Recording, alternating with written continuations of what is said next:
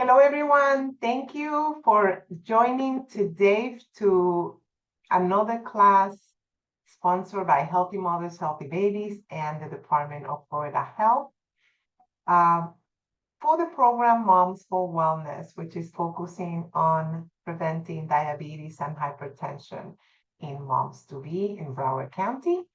My name is Chef Dulce Jimenez, and I am a certified health coach and wellness chef focusing exactly in that and help moms to be have a healthy pregnancy and also families to live in optimal health and teach their kids to eat better and to see healthy living and healthy eating in a positive way. So I am so excited for this class. This class is about lifestyle choices when you are pregnant, because this is what all about. Everything is about your choices. You have the choices, you take them or not. It's your choice, right? We are free. And in this class, we are going to identify specific behaviors that can be harmful during pregnancy and how to also recognize household and environmental hazards that you should be avoiding uh, during this time. This is a longer presentation, but I like to divide it in sections so it's better digested because there's a lot of information. And one of the things that we want to avoid is having a lot of stress. And when I put all this information in one presentation, for many of you, it could be a lot. And that's that's something that we don't want. We don't want to stress you out. These are small choices that we recommend, and you take the ones that work for you and the ones that doesn't work, or the ones that you're not in this moment open to make, you just don't. But my invitation to you is, if you see something here, a behavior that is harmful or something that could be hazard for you and your baby, to really take in consideration to change that specific behavior or hazard in your house. I always teach a holistic way in all my presentations and all my classes. I talk about the 4 pillars of health, and that is the base for an optimal living or living in optimal health. Is a holistic approach. Nutrition alone will not support you if you don't combine it with other things, or attitude. You can have an amazing attitude, but not exercise, not eat well. It doesn't matter how positive you are. If you don't make better choices in those areas, then it's not going to work either. So lifestyle is how we live. It includes how we spend our time, including work, relaxation, and sleep. Exercise is how we move. It is about being physically active, which is vital for physical and mental health. Attitude is how we think. It's about keeping our minds healthy and maintaining a positive outlook throughout our pregnancy and beyond. And nutrition is how we eat. It focuses on the body's intake of nutrients to foster optimal health and a healthy pregnancy and also a healthy baby. And the point here, why you're here, which is the most important thing, why are you here? And I bet you're here because you want to prevent diabetes and hypertension, and you want to prevent your baby to born with any congenital issues. And all these pillars of health will support you when you pay attention to them.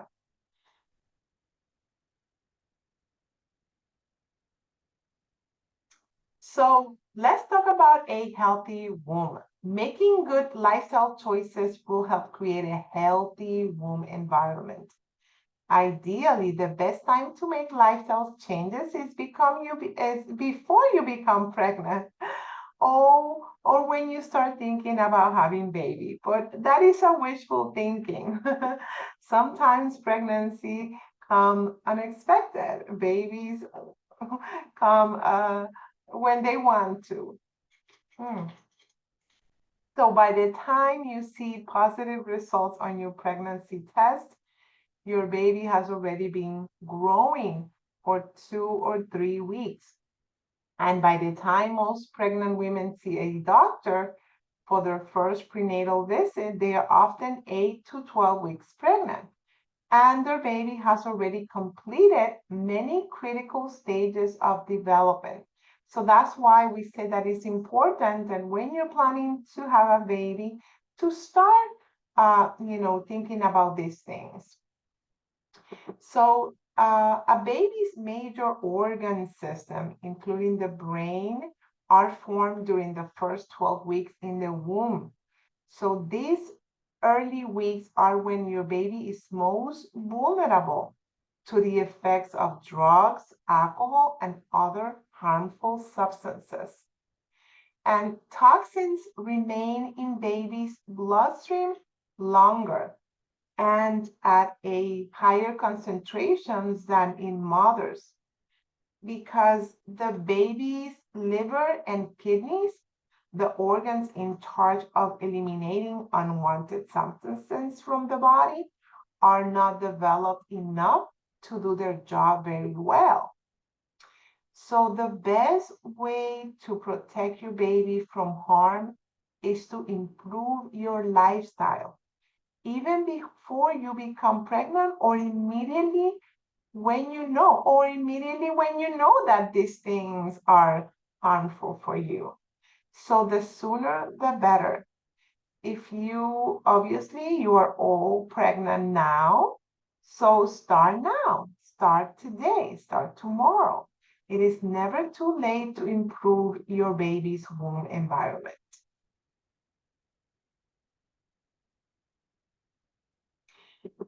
So let's go over what to avoid. Um, in the following sections, we're going to review key substances and environmental factors that can cause problems during pregnancy. It is important to know the risks so you can make better decisions for you and your baby. But before we begin, it is also important for you to understand that you can't control everything, and that is okay.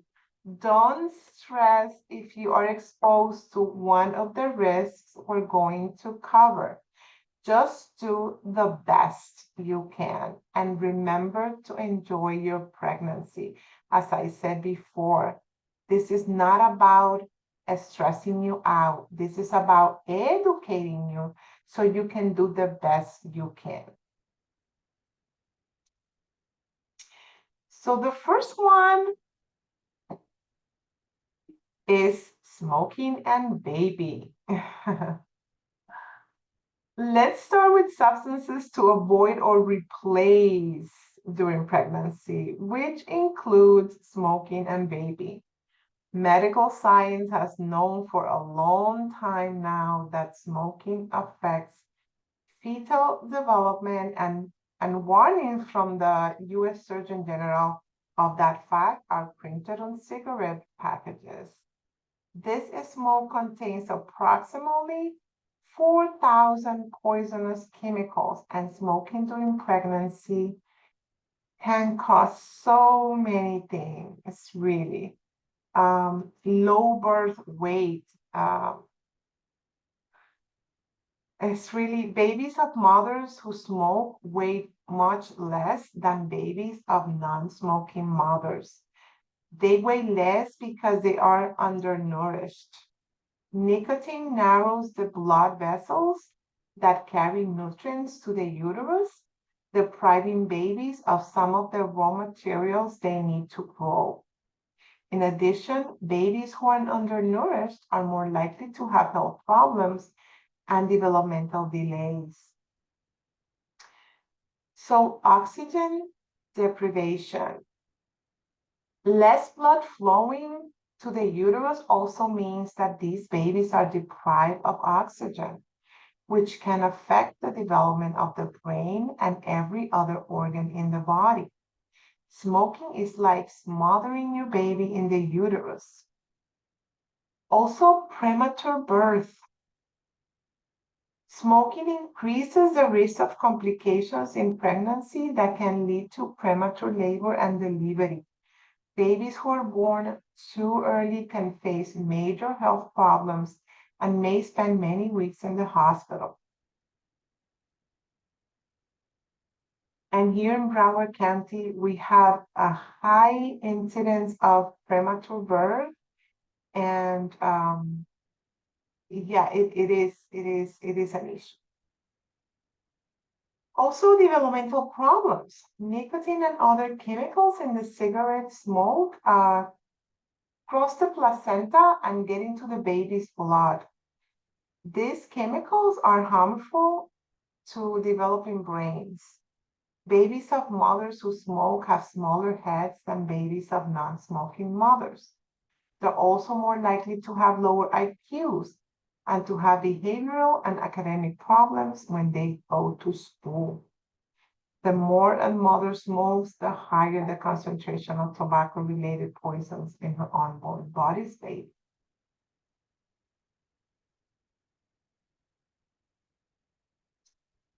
So another one is very high here in Broward County is the increased risk of SIDS, which is sudden infant death syndrome.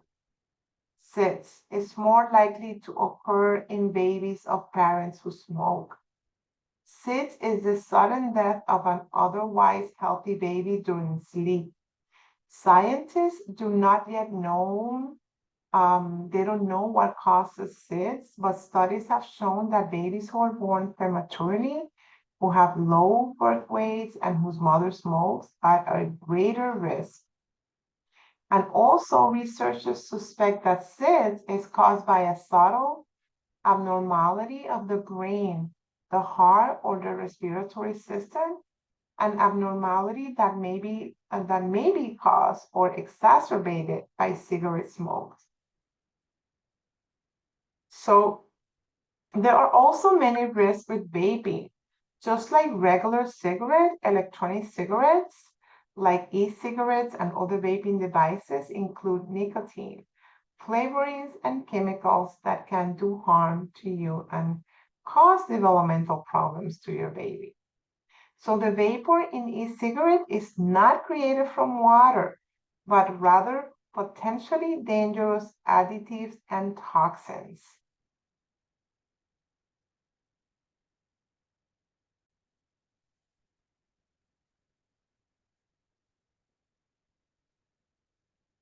I know it could be difficult to quit smoking. Nicotine is highly addictive, so quitting can be very difficult, but the benefits of quitting are enormous. Your baby will be healthier in the womb after birth and through all the years to come if you quit now.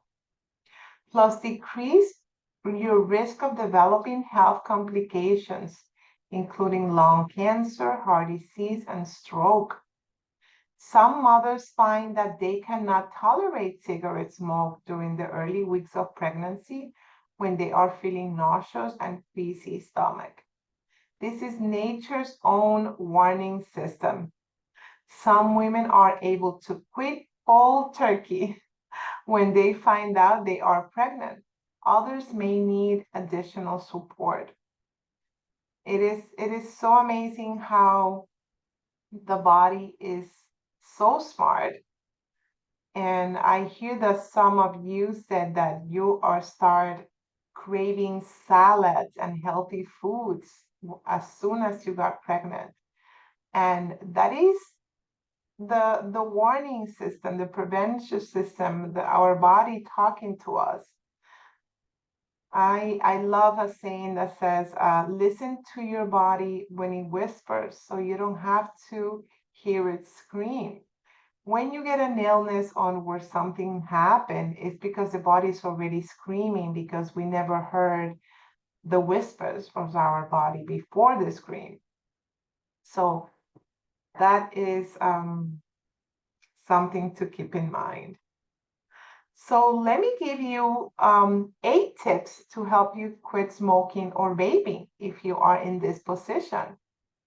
Um, if this don't work, it is important to ask for help. And Healthy Mothers, Healthy Babies might have some programs or support for you on this regard. So find things that you can do instead of smoking, especially things that involve your hands, such as sewing, knitting, or doing crossword puzzles. Avoiding places, things, and people that trigger your urge to smoke or vape. Stay out of situations that might prove to be too tempting. If you can't avoid a situation or you are caught off guard, have an alternative available, such as gum, mints, or some nuts to snack on. Put the money that you usually spend on cigarettes or cartridges aside and buy an extra special gift for your baby or the family. Drink a lot of water. Replace a bad habit with a good habit. Carry a water bottle around with you instead of a pack of cigarette or vaping device. So there are a few websites like tobaccoreporter.com, which is helping you quitting through knitting. And also the knittingspace.com and knitmagic.com. So apparently knitting is very popular when people want to quit smoking. I have never smoked, but I have close family members who are smoking, including my mother. She has been smoking since she's 14 and since she's 84 now. Yes. So before we didn't have so much aware of this. So also clean the smell of smoke out of your car and house by using an odor removing product such as Citrus Magic or by leaving bowls of vinegar out overnight. If you're used to smoking or vaping in the car, find something else to do, like singing along to music or listening to an audiobook or podcast. Instead of smoking or vaping after meals, brush your teeth or chew gum. If friends or family smoke or vape, insist that they don't do it, don't do either around you, either or. Better yet, encourage them to join you in your new smoke and vape-free lifestyle. There are also nicotine replacements. Most experts advise against using nicotine replacements, such as gums or patches during pregnancy. While they do help you avoid many of the poisons in cigarettes or vaping devices, they still deliver nicotine, which gets into your blood and into your baby. So since the effects of nicotine on fetal development are still unknown, it is best to rely on other ways to kick the habit. There are many resources available to help those who want to quit, including professional help. Ask Healthy Mothers, Healthy Babies, ask your doctor, or the Florida Quit.org organization. There's an organization here in Florida that also help you and provide you with support.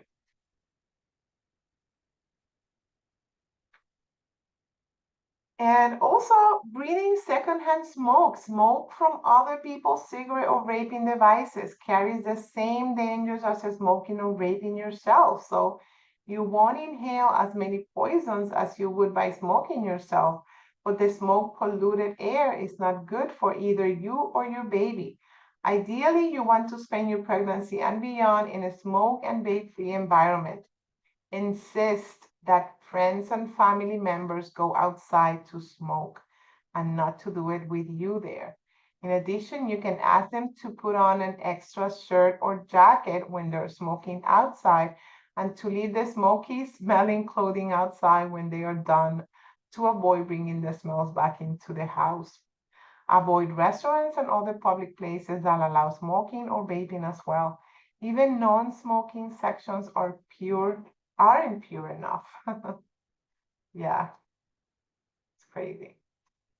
Okay, so let's go to alcohol. Alcohol is another substance that you want to avoid or replace during pregnancy. Any alcohol you drink goes through the placenta and into your baby's blood. So baby's blood alcohol concentrations reach levels nearly equivalent to mom's levels. However, your baby can eliminate alcohol from his blood as easily as you can. So even a small amount of alcohol consumed by a pregnant mother is potentially harmful for the baby.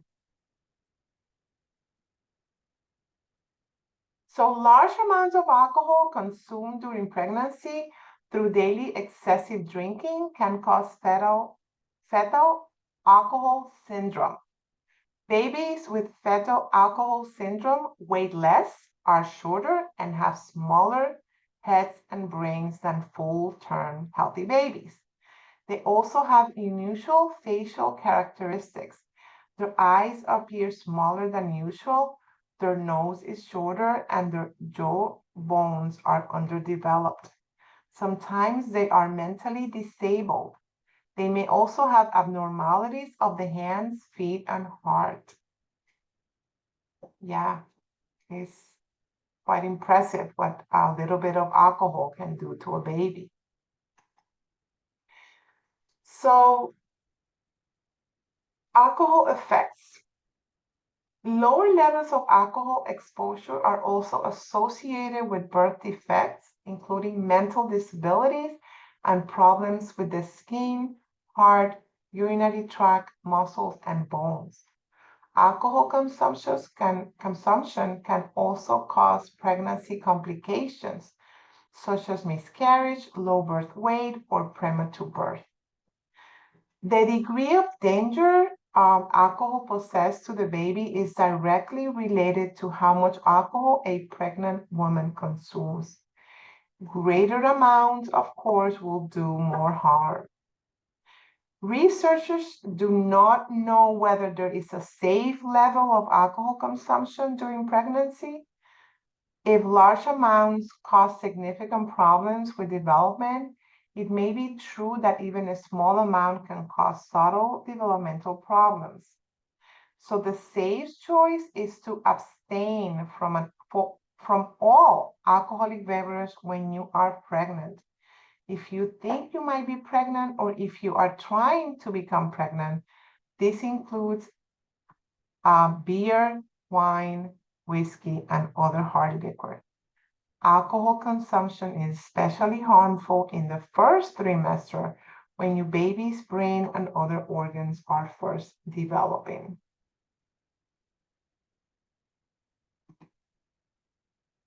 So there are alcohol alternatives. You can replace alcohol with all these things. When people are around you, enjoy a glass of wine or other alcoholic beverages, order a non-alcoholic alternative. When they are enjoying that, you can have a non-alcoholic alternative. And nowadays, we're making amazing, uh, you know, um, mocktails. I actually don't drink alcohol. I have never drink alcohol. I am not fond of it. I don't like the taste of any alcohol, not even wine. And I love trying the mocktails and the non-alcoholic alternatives that bars are coming with now. They're really amazing. Instead of a sugary soda, ask for a tall glass of orange, grapefruit, or tomato juice over ice. You can also try plain water with seltzer with a squeeze of lemon or lime, or sparkling water mixed with a few tablespoons of 100% juice. You will enjoy your healthy alternative knowing it is good for you and your baby. Also, I love the mug mojito, which is mint and lemon juice and sparkling water. If I do it at home, I don't put sugar, but when you're out, they will put a little bit of sugar, but you can tell them to put less. They put simple syrup, which is a syrup, it's a sugary syrup. But at least you're enjoying something that is going to be less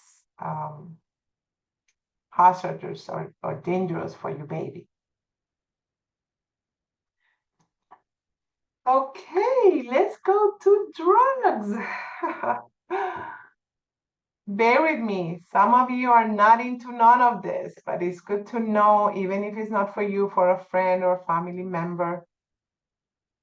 When a mother takes illegal drugs, so does her baby. Her baby becomes addicted, just as she is, and after birth, the baby will go through withdrawal. Babies of drug addicted mothers are also more difficult to care for. They're more likely to be fussy, hypersensitive, and cry a lot. Drugs are most dangerous to baby's development during the first trimester. Cocaine, for example, reduces the amount of oxygen that reaches the baby, affecting the development of a baby's brain. Drugs can cause mental disabilities, birth defects, miscarriage, stillbirth, premature birth, and an increased risk of sudden infant death syndrome during baby's first year. In addition, a mother's drug use may affect her baby throughout their life, causing learning disabilities and problems in school.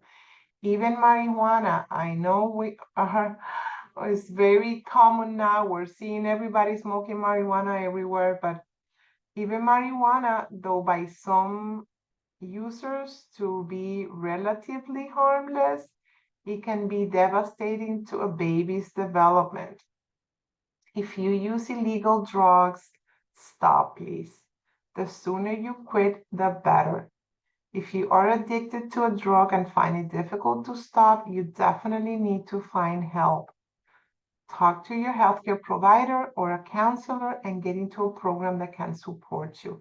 And again, Healthy Mothers, Healthy Babies has other programs that will support you.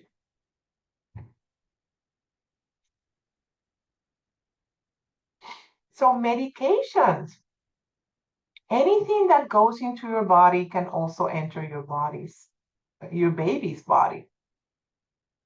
Therefore, be very cautious about taking medications during pregnancy. Some medications are safe and will not affect your baby, while others are known to be harmful. In addition, medical science has not yet determined the impact of other drugs on pregnant women and their babies because drug studies are not performed on pregnant women. So, this research will be far too risky. So, tell your doctor about all medications you take, including prescription, non-prescription, vitamin supplements, natural or herbal remedies, and any other drugs you consume, legal or illegal. Be sure to tell every doctor or healthcare professional you see that you are pregnant. This is important information to share with anyone caring for you. Physicians, dentists, x-ray technicians, and pharmacists. It is also important to be honest because your baby's well-being matters more than your worries about what the doctor will think. If you confess something like, you're using sleeping pills or smoking marijuana here and there, your baby deserves your honesty and your care and your protection.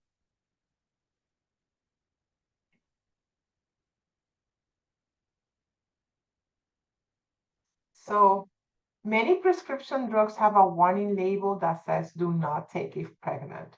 Most of them do. So this is also true of many non-prescription medications such as pain relievers and medications for allergies and cold symptoms. In addition, the labels of many non-prescription drugs tell pregnant and breastfeeding women to consult a health professional before taking the medication. Sometimes you're not into drugs, you're not into anything illegal, but you might feel sick or stuffy or something, then you go to the pharmacy and without knowing, you can take something that might be harmful for your baby. So before prescribing medication during your pregnancy, your doctor carefully consider what is known about the drug safety during pregnancy and weighs the potential risk and benefits for you and your baby. While the safest choice will be to avoid all medications during pregnancy, having a sick mom is not good for your baby either. So if you must take medication for a serious infection or chronic illness, such as diabetes or depression, your doctor will choose a drug that is known to be effective at keeping you healthy while also minimizing any potential risk to your baby. And also, be an informed patient and be your best health advocate. When someone give you something, or some doctor or some health professional give you something, you do your own research.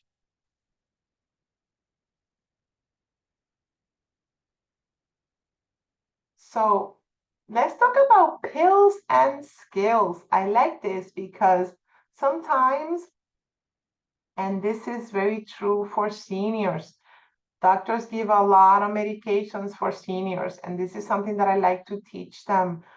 Pills and skills. Sometimes you can reduce the amounts of pills when you consider certain things that will help you to minimize your symptoms or minimize what you're going through natural remedies.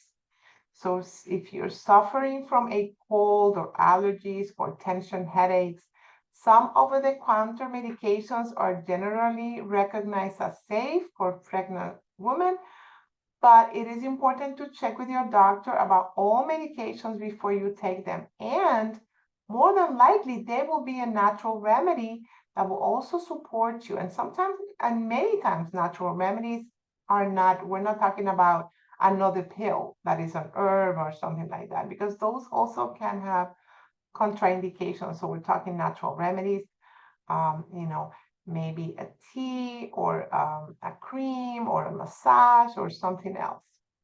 In addition, save all medications for when they're really needed. If your symptoms are not too severe, try other approaches first. We call this the pills and skills approach.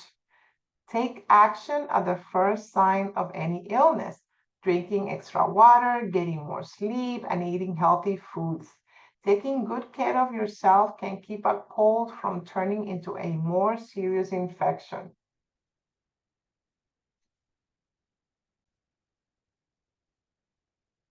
So caffeine. Caffeine is found in coffee, tea, and colas, as well as certain brands of known cola, soda, pop, chocolate, and certain pain relief medications. So it's not only coffee. Studies in animals have found that the offspring of mothers who were given caffeine in pregnancy were more likely to have birth defects. In humans, high doses of caffeine during pregnancy, the equivalent of 6 to 10 cups of coffee per day, were associated with a higher risk of miscarriage and low birth weight. Consuming as little as 4 cups of coffee a day has been associated with decreased birth weight, smaller head size, miscarriage, stillbirth, premature labor, and an increased risk of SIDS, sudden infant death syndrome. So, yeah, we don't know for sure what is the safe amount. So, the effects of caffeine. Caffeine is not as bad for pregnant women and their babies as smoking or consuming alcohol or illegal drugs. However, it also has nothing good to offer you. Here is what caffeine does to your body during pregnancy. So your body processes caffeine more slowly when you are pregnant. So it is stimulating stressful effects on your brain, heart, and metabolism last longer. Caffeine has a diuretic effect, meaning that it robs fluid and nutrients from your body, including calcium, which is needed for your babies in double amount.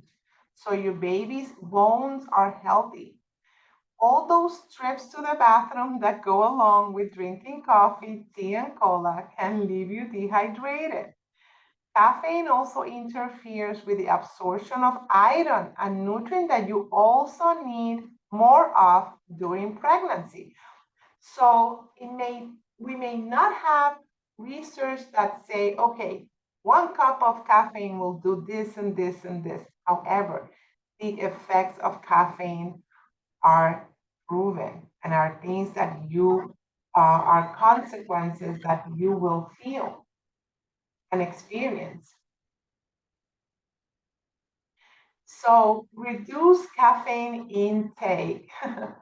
The FDA, the US Food and Drug Administration, recommends that pregnant women avoid caffeine or at least limit how much they consume. If you just can't live without it, the American College of Obstetricians and Gynecologists, they recommend that pregnant women limit their caffeine consumption to less than 200 milligrams. That is about 6 ounces cups per day. Well, I am not an OBGYN, but I will surely not recommend you to have caffeine because, again, when in doubt, leave it out. Here are some ways to reduce your caffeine intake. Choose a caffeine alternative such as caffeine-free, non-medicinal herbal teas that can be consumed or as iced tea. It's always best to check with your doctor to see if consuming herbal tea is safe for you. However, if you make the tea yourself, say you make, you know, ginger and cloves, or maybe ginger and cinnamon, or maybe ginger and anise seeds. You can make it at home. That is of things that you know that ginger is great. Mint, you can do a tea with ginger and mint. Things that are really safe that you know there's no doubt about that. Consider other warm beverages in the morning, in the afternoon, or after dinner, like hot water with a squirt of lemon juice or hot apple cider. I love hot apple cider. If you find you cannot begin your day without your morning cup of coffee, make it using half decaf and half regular. As the days go by, you can gradually cut back on the proportion of regular coffee in your cup. Yeah, don't percolate coffee or steep tea too long. A tea bag steeped in boiling water for 1 minute releases half the caffeine as one steep for 5 minutes. So in general, the darker the coffee, tea, or chocolate, the greater the caffeine content. So caffeine is addictive, and some people get headaches when they stop using it. I'm one of those. So I have my cup of coffee, but I'm trying to do. I'm not trying. I drink very minimum. It's like little cup, and I put almond milk in mine. So if this happens to you, you may want to allow yourself just a small amount, exactly what I just said, to relieve your headaches. Then gradually you can decrease the amount you're consuming until you can go without it entirely. Decaffeinated teas and coffee still contain a small amount of caffeine, but much less than regular tea and coffee. So if you choose to drink the caffeinated coffee, use water processed decaf rather than coffee that is decaffeinated using harmful chemicals. When reading the labels, look for the words water processed or Swiss water process. Okay. So let's go quickly to look at some substances that might be harmful for you. So tap water is usually safe to drink, but it can contain toxins. So if you're concerned about the content of lead or other minerals in your tap water, use a water filter system or buy purified or spring water for drinking and cooking. In terms of household and environmental factors, cleaning products are generally safe to use. To minimize inhalation of chemicals, use pump sprays instead of aerosol products. Avoid cleaners that have a strong smell or contain powerful chemicals, including like oven cleaners, ammonia, and tub and tile cleaners for the bathroom. Turn these cleaning jobs over to someone else while you're pregnant, or choose a natural cleaning product. There's so many good natural cleaning product, and also YouTube have options how to clean with household products like vinegar or baking soda or things like that. Grooming products as well. It is best to avoid the strong chemicals used in perms and hair dye, at least during the first 3 critical months of pregnancy. A small amount of chemicals in the dye could be absorbed from the scalp into the bloodstream. It would also be wise to avoid hair salons that are full of fumes from hair dye, perm solutions, nail polish, and solvents. I know it's crazy, but you know, your body is very sensitive to those things when you're pregnant. Even pets, I know. Cat feces may contain a tiny microscopic organism that causes an infection in humans, which is called toxoplasmosis. The infection can cross the placenta and damage the fetus in the first few months of pregnancy. If you have lived with a cat for a long time, there's a good chance that you have already had toxoplasmosis, but didn't know it. The symptoms are like those of a cold or a flu. And if you have had the infection, your blood now contains antibodies to the organism that causes it, and you are immune. You won't get toxoplasmosis again.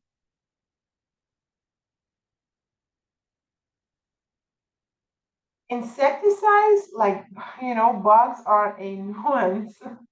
However, during your pregnancy, it is safer to live with a few bugs than to risk exposure to the harm chemicals used to kill them. Use roach motel type traps to keep ants and other insects under control, because these methods of insect control don't pollute the air that you're breathing. Paint. Getting ready for baby often means redecorating. So fumes from water-based latex paint won't hurt your baby, although they may make you nauseous. However, you should avoid contact with oil-based paint, and varnishes and solvents and paint thinners, and to clean. Uh, Also, dangers on the job. Maybe in your job you can encounter X-rays, paint fumes, or animals, or so many other things. For some people, these other hazards are part of their daily jobs. But if you're concerned about your job's effect on your baby's development, talk with your doctor as well as a supervisor or your employer's human resources department.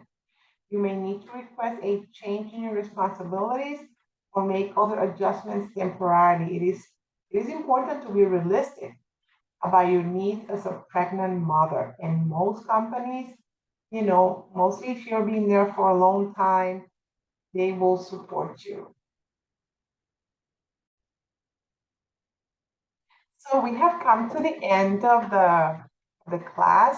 Thank you so much, guys, for being here with me. I know it was a lot to process, but with small changes in your lifestyle and your environment, I am sure you're going to have a healthy pregnancy.